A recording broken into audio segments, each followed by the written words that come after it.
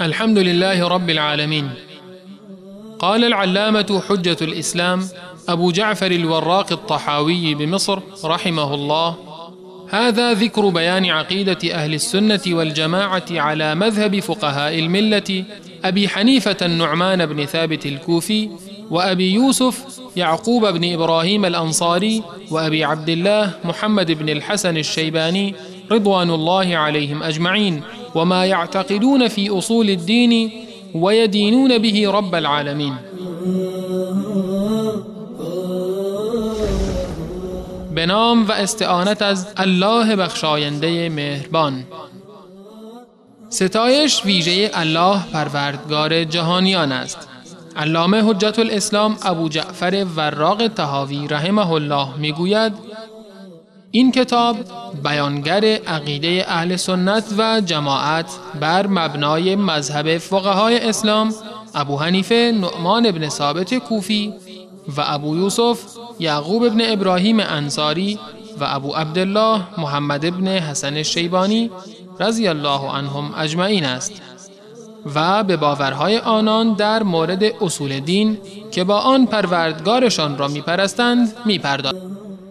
بسم الله الرحمن الرحیم و به نستعین و صلی الله علی نبینا محمد و علی آله و صحبه اجمعین. بینندگان عزیز و ارجمند، السلام علیکم و رحمت الله و برکاته.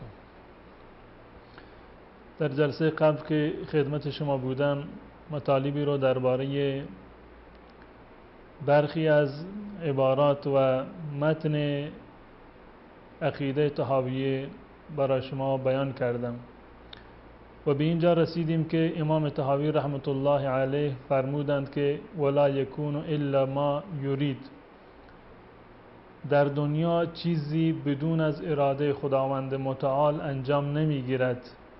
هر آنچه در دنیا صورت میگیرد، چه ظاهراً به نفع ما هست یا به زیان ما هست، چه از دیدگاه ما خیر هست و یا اینکه شر هست، همه و همه بر اساس اراده خداوند متعال هست و بر اساس خاص خداوند متعال هست. زیرا که در ملک و پادشاهی خداوند متعال، در جهانی که تحت سیطره خداوند متعال هست و ملکوت الهی است، هیچ کاری بدون از اجازه و بدون از اراده خداوند متعال انجام نمیگیرد. و عرض کردیم که اراده خداوند متعال بر دو نوع هست. یک اراده شرعی و دینی هست که برمیگردد به اوامر خداوند متعال که به عنوان اوامر عبادی هست، کارهایی که به ما دستور داده که آنها را به عنوان عبادت و تقرب به خداوند متعال انجام بدهیم. و نوعی دیگر از اراده کونی و قدری هست، برمیگردد به مشیت و خواست کلی خداوند متعال که در دنیا بدون از خواست او کاری انجام نمی شود. در ادامه می رسیم به این عبارت که امام طحاوی رحمت الله علیه می فرماید: لا تبلغه الاوهام ولا تدرکه الافهام. لا تبلغه الاوهام ولا تدرکه الافهام. اوهام جمع وهم هست به معنی حدس و گمان، یعنی این که خداوند متعال با حدس و گمان و با فکر انسانی قابل درک نیست. ما نمیتوانیم خداوند متعال را با فهم خودمان و با تخمین خودمان و با گمان خودمان خداوند متعال را دریابیم. ولا تدرکه الافهام، و به همان گونه که تخمین و ظن و گمان برای خداوند متعال، برای شناخت خداوند متعال کارگر نیست و ما را به جایی نمی رساند، به همچنین و به همین صورت فهم انسانی و عقل انسانی باز هم در این زمینه کارایی ندارد. ولا تدرکه الافهام، فهم انسان و عقل انسان هم خداوند متعال را درک نمی کند. نه وهم و گمان انسان و حدس و تخمین انسان به خداوند متعال می رسد و نه فکر انسان می تواند خداوند متعال را تصور و تجسم بکند. و این برمیگردد به این که ما معتقد به این هستیم که خداوند متعال همان گونه که در قرآن کریم بیان کرده که لیس کمثله شیء، مانند خداوند متعال هیچ چیز نیست. برای خداوند متعال مثل و مانندی نیست، شبیهی نیست، هیچ چیزی دیگر نیست که ما بتوانیم خداوند متعال را بر اون قیاس بکنیم.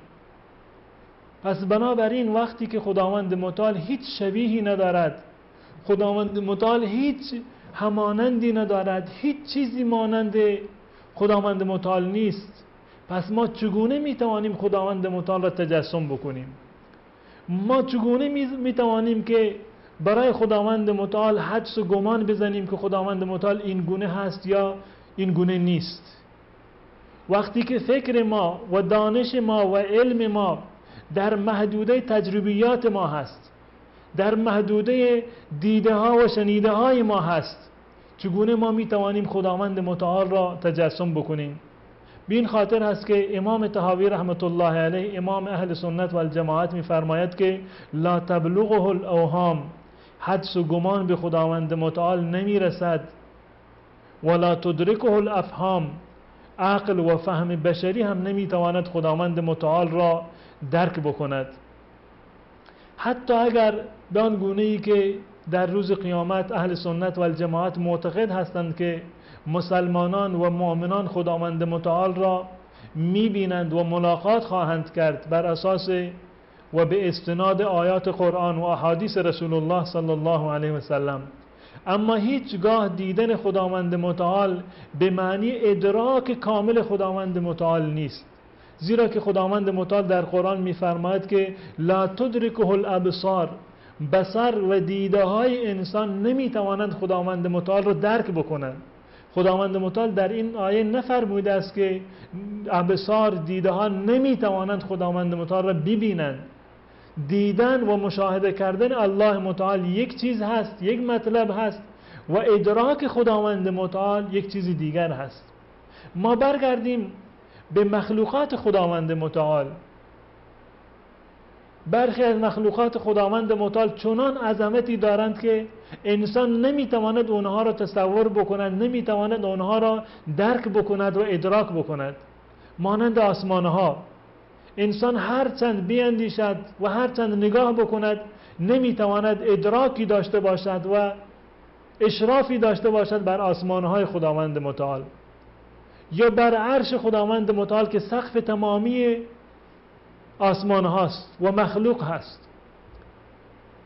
انسان قاصر هست و ناتوان هست از این که مخلوقات خداوند متعال را با نگاه خودش ادراک بکند و کاملا دریابد.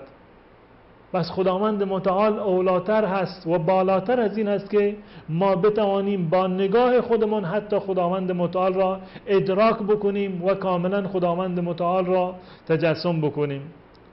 و به این خاطر هست و به مستند این آیات هست که امام طحاوی می‌فرماید که لا تبلغه الاوهام ولا تدرکه الافهام.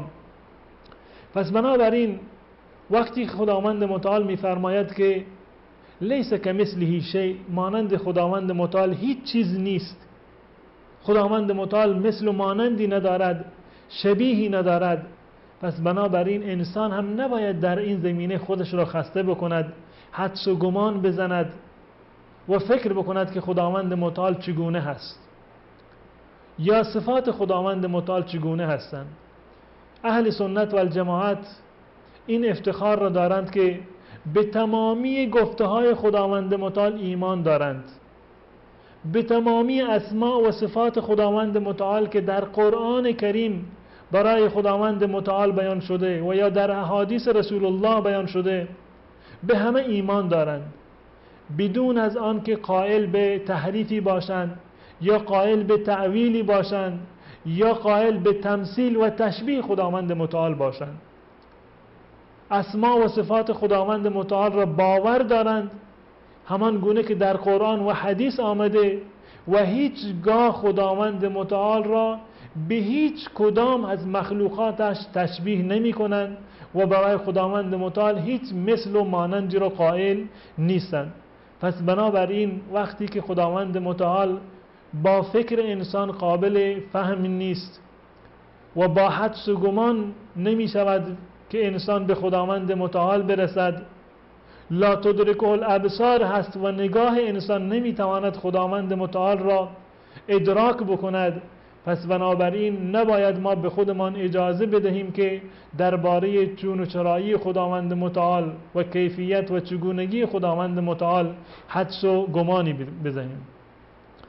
در این قسمت که امام طحاوی رحمت الله علیه می‌فرماید که لا تبلغه الاوهام ولا تدرکه الافهام، در واقع امام طحاوی رحمت الله علیه رد می‌کند عقیده تشبیه و تمثیل خداوند متعال را که ما اهل سنت و الجماعت هیچگاه خداوند متعال را تمثیل نمی کنیم و هیچگاه برای خداوند متعال مثل و مانندی رو قائل نیستیم، زیرا که در این زمینه آیات زیادی وجود دارد. به طور مثال خداوند متعال می‌فرماید که لم یلد ولم یولد ولم یکن له کفوا احد. خداوند متعال هیچ کفوی، مانندی و همسر و همترازی رو خداوند متعال ندارد. پس بنابراین هیچگاه نباید درباره خداوند متعال قائل به این باشیم که فلان چیز مثل خدا هست یا خداوند متعال مثل فلان چیز هست، یا اینکه صفات خداوند متعال را تشبیه بکنیم به صفات انسانها و صفات فرشتگان یا صفات مخلوقات دیگر. خداوند متعال در قرآن صفاتی را برای خودش بیان کرده و اعلام کرده. به طور مثال خداوند متعال می‌فرماید که الله لا اله الا هو الحي القيوم لا تأخذه سنة ولا نوم له ما في السماوات و ما في الارض. خداوند متعال حی و قیوم هست، زنده هست و قائم هست و بیدار هست. لا تأخذه سنة ولا نوم. خداوند متعال چنان بیدار هست و چنان زنده هست و چنان قیوم هست که حتی خداوند متعال دچار هیچ گونه چرتی و خواب‌آلودگی هم نخواهد شد و نمی شود. یا در جای دیگر می فرماید هو الله الذي لا اله الا هو الملك القدوس السلام المؤمن المهيمن العزيز الجبار المتكبر سبحان الله عما يشركون. بعد از این که خداوند متعال این صفات را برای خودش بیان می کند، الله متعال الله بی همتایی هست، ملک هست، پادشاه هست، قدوس و پاک هست، سلام هست، مؤمن هست، مهیمن و عزیز و مقتدر و غالب هست. بعد از این همه صفات که بیان می کند در ادامه می فرماید که سبحان الله عما یشرکون. خداوند متعال پاک و منزه است از آنچه که مشرکان با خداوند متعال شریک می دانند. هو الله الخالق البارئ المصور له الاسماء الحسنى. خداوند متعال خالق و آفریدگار و پدید آورنده و به تصویر کشنده هست و الله متعال اسماء حسنایی را دارد، نامه‌های زیادی را دارد که ما مکلف هستیم که خداوند متعال را با آن نامه‌ها و با آن اسما خداوند متعال را فرا بخوانیم و دعا بکنیم.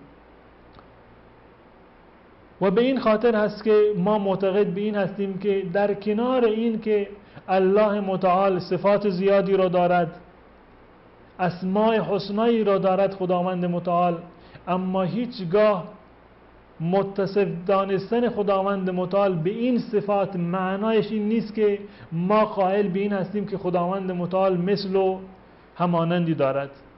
ما معتقد به این هستیم که الله متعال سمیع هست، بصیر هست، علیم هست، حلیم هست، قدیر هست، اما هیچگاه سمع خداوند متعال را، شنوایی و بینایی خداوند متعال را با سمع و بینایی هیچ کدام از مخلوقات و آفریدگان خداوند متعال تشبیه و تمثیل نمی کنیم. پس بنابراین عقیده اهل سنت و الجماعت این هست که لا تبلغه الاوهام ولا تدرکه الافهام. خداوند متعال در ذات خودش، در اسماء و صفات خودش، در ربوبیت و الوهیت خودش، در عظمت و کبریایی خودش بیگونه‌ای هست که حدس و گمان و ظن انسان به آنجا نمی رسد و فهم و درک انسان هم نمی تواند که بر خداوند متعال احاطه‌ای را داشته باشد. بعد از مشاهده کردن یک میان برنامه کوتاه انشالله میپردازیم به مطلبی دیگر در این زمینه که امام طحاوی رحمت الله علیه میفرماید که ولا یشبه الانام.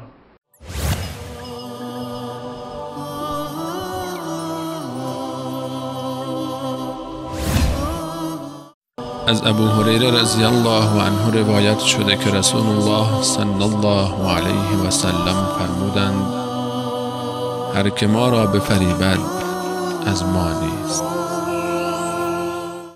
بله بینندگان عزیز و ارجمند، به این نقطه رسیدیم که امام طحاوی رحمت الله علیه در ادامه مطالب و بیان صفات و ویژگی های خداوند متعال میفرماید که ولا یشبه الانام، خداوند متعال شبیه انام یعنی انسانها نیست.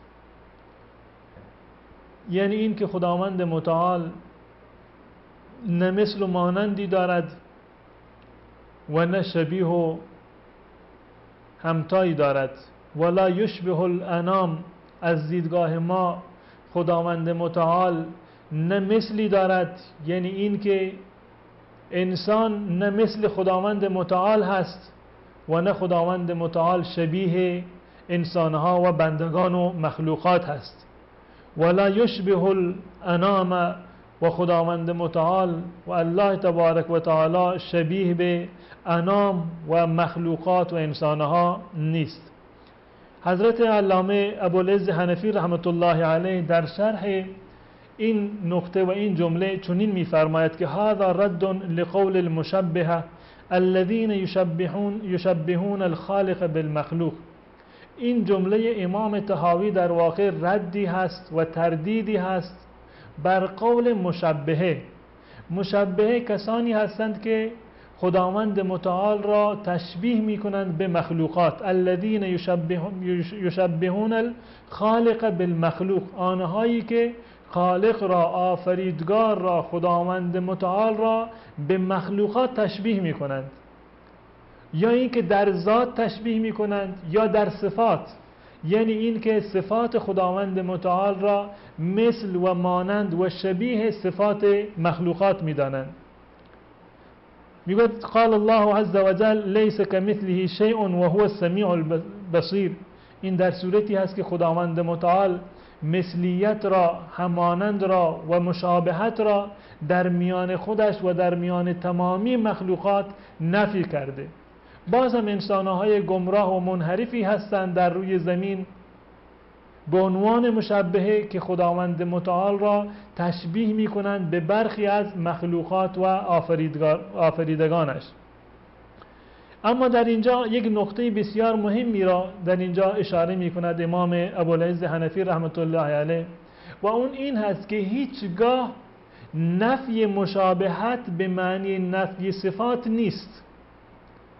نفی مشابهت و نفی مماثلت در میان خالق و مخلوق به معنی نفی صفات خداوند متعال نیست، و هیچگاه نباید ما به بهانه این که خداوند متعال را مثل مخلوقات نمیدانیم، خداوند متعال را شبیه به انسانها نمیدانیم، ما نباید به این بهانه بعضی از صفات خداوند متعال را نفی بکنیم که خداوند متعال این صفات را ندارد. چرا؟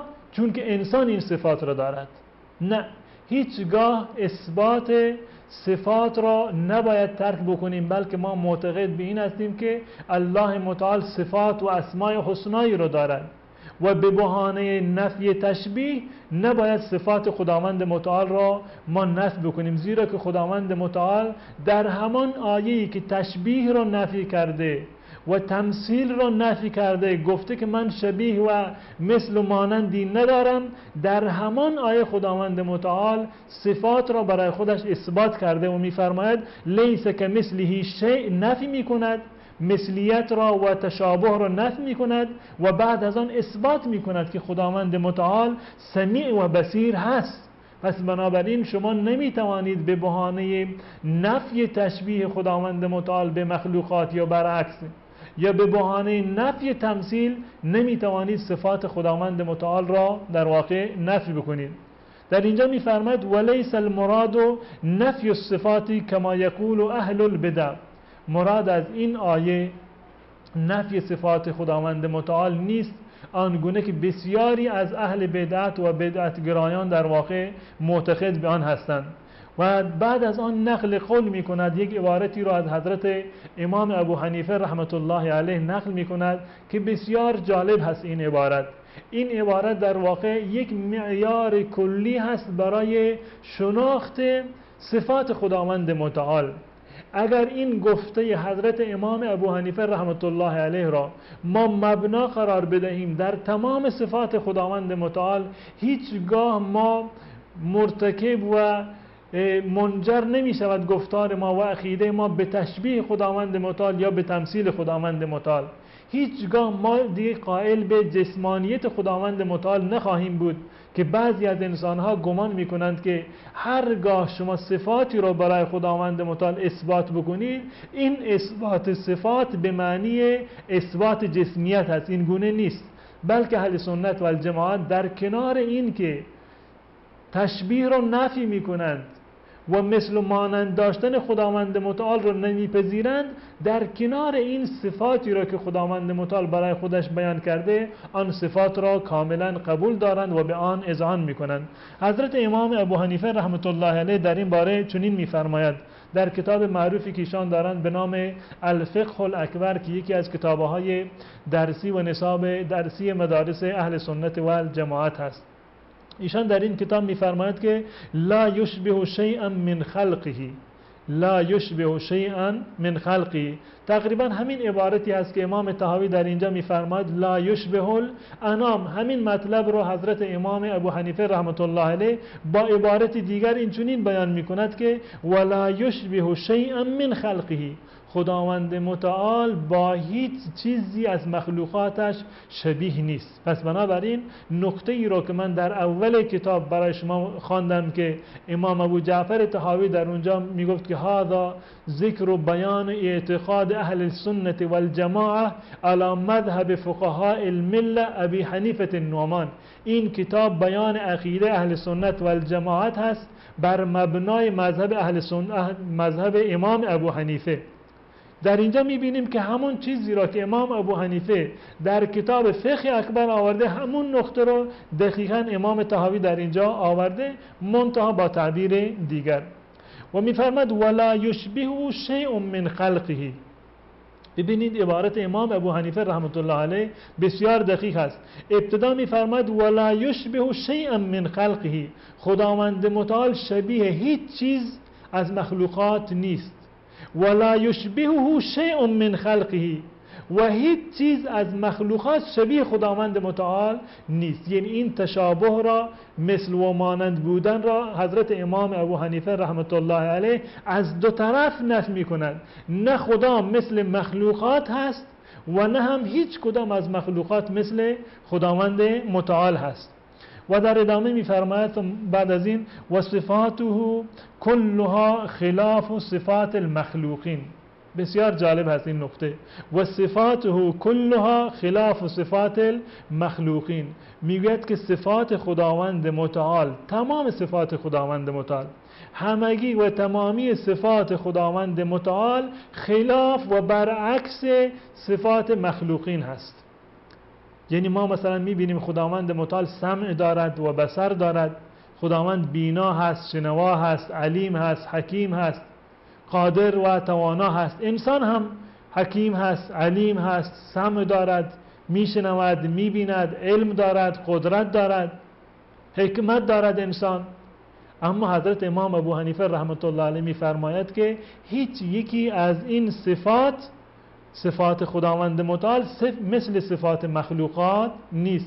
پس بنابراین وقتی که ما این صفات رو برای خداوند متعال ثابت میکنیم و معتقد هستیم که خداوند متعال این صفات رو دارد، به معنی این نیست که ما خداوند متعال را مثل مخلوقات میدانیم.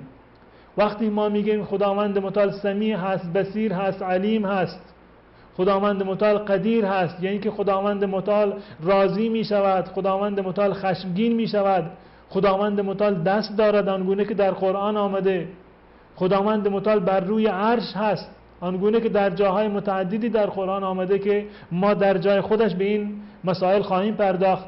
این هیچگاه به معنی این نیست که ما خداوند متعال را به مخلوقات آمدیم چیکار کردیم؟ تشبیه کردیم. یک نقطه کلی هست، یک معیار کلی من خدمت شما عرض بکنم.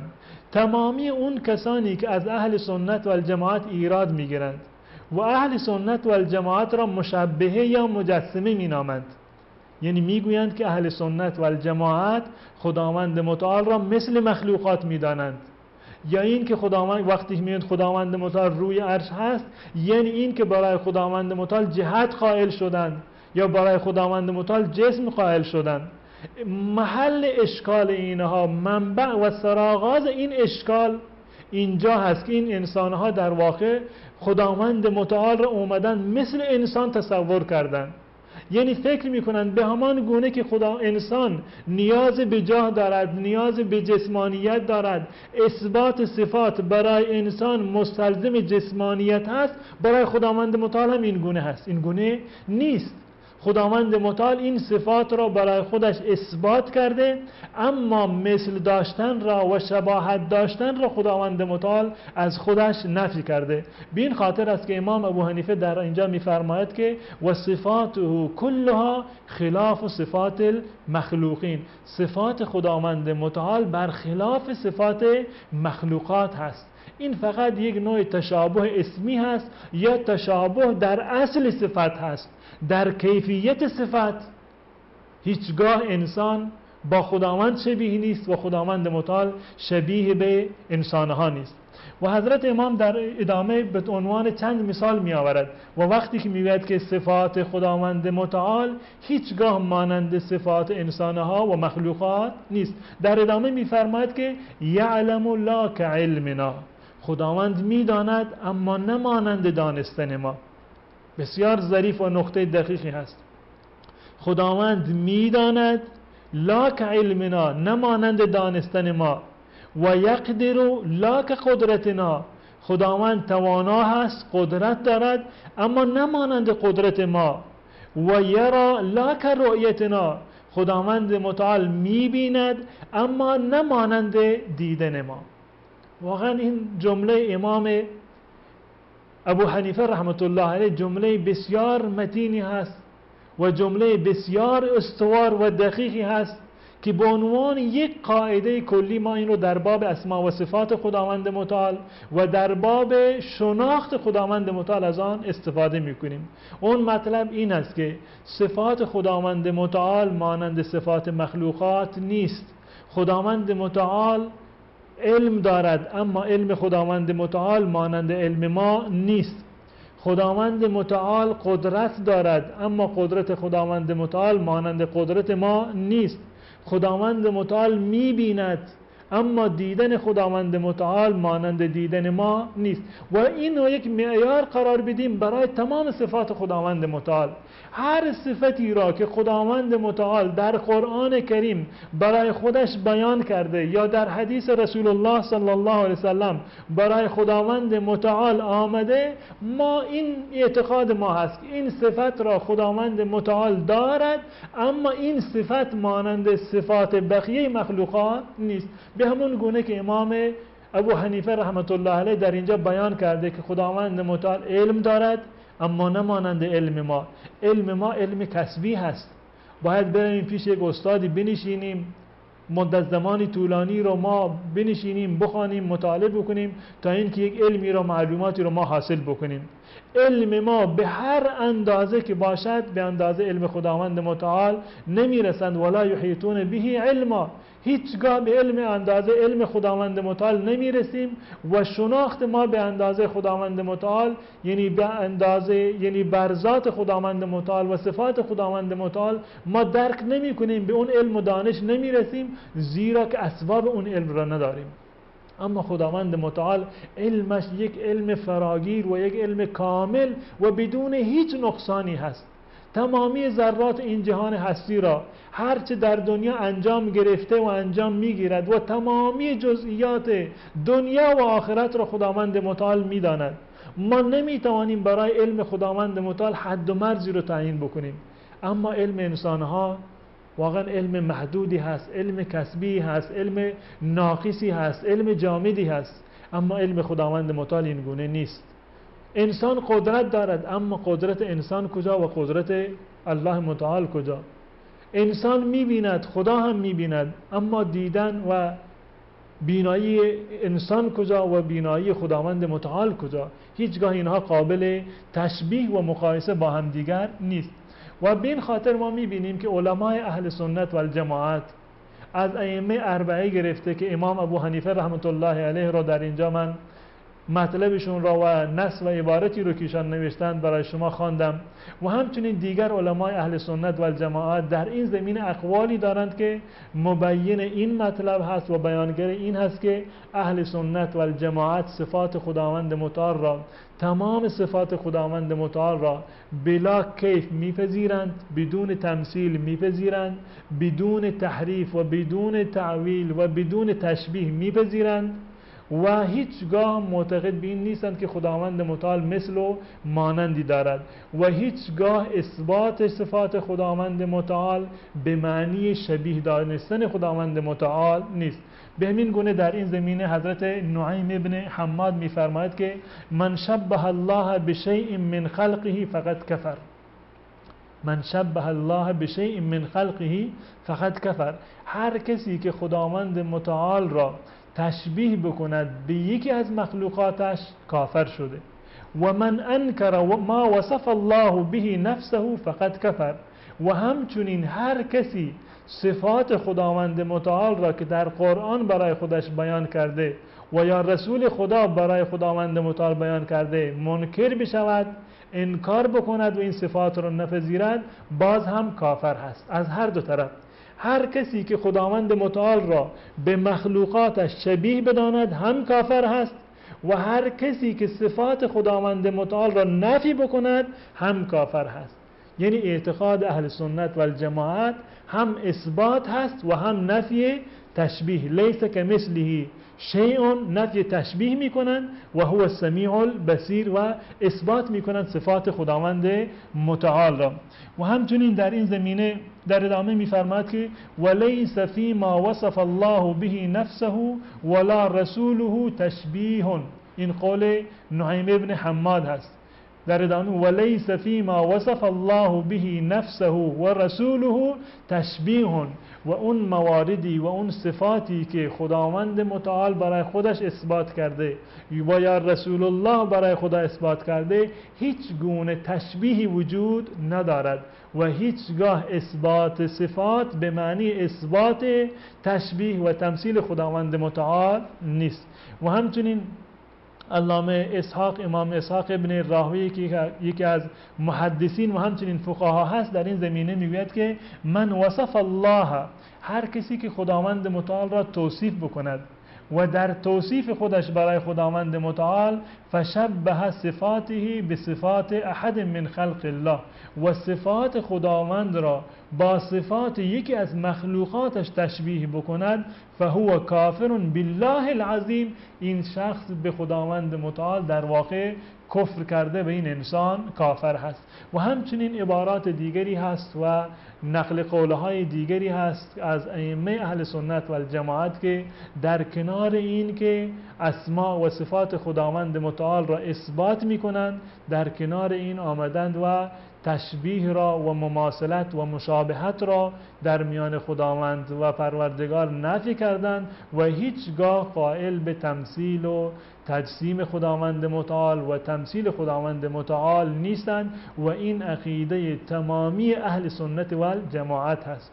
و هر کسی که در خود را اهل سنت و الجماعت بنامد و خدا قائل به این باشد که خداوند متعال مثل انسان هست، یه صفات خداوند مثل صفات انسان هست، یه صفات انسان مثل و شبیه صفات خداوند متعال هست، این انسان در واقع اهل سنت و الجماعت نیست. و نه تنها اهل سنت و الجماعت نیست بلکه به اعتقاد اهل سنت و الجماعت آنگونه که خدمت شما عرض کردن از دین مبین اسلام خارج شده و اصلا مسلمان هم خوانده نمی شود. تا برنامه دیگر انشاءالله که در خدمت شما خواهم بود و مطالب دیگری را خدمت شما عرض خواهم کرد، تمامی شما را به خداوند متعال می سپارم و السلام علیکم و رحمت الله و برکاته.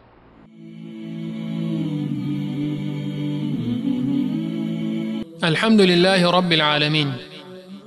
قال العلامة حجة الإسلام أبو جعفر الوراق الطحاوي بمصر رحمه الله: هذا ذكر بيان عقيدة أهل السنة والجماعة على مذهب فقهاء الملة أبي حنيفة النعمان بن ثابت الكوفي وأبي يوسف يعقوب بن إبراهيم الأنصاري وأبي عبد الله محمد بن الحسن الشيباني رضوان الله عليهم أجمعين، وما يعتقدون في أصول الدين ويدينون به رب العالمين.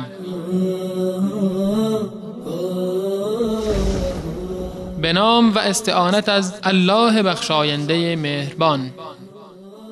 عقیده اهل سنت و جماعت بر مبنای مذهب فقهای اسلام ابو حنیفه نعمان بن ثابت کوفی و ابو یوسف یعقوب بن ابراهیم انصاری و ابو عبدالله محمد بن حسن الشیبانی رضی الله عنهم اجمعین است و به باورهای آنان در مورد اصول دین که با آن پروردگارشان را میپرستند میپردازد.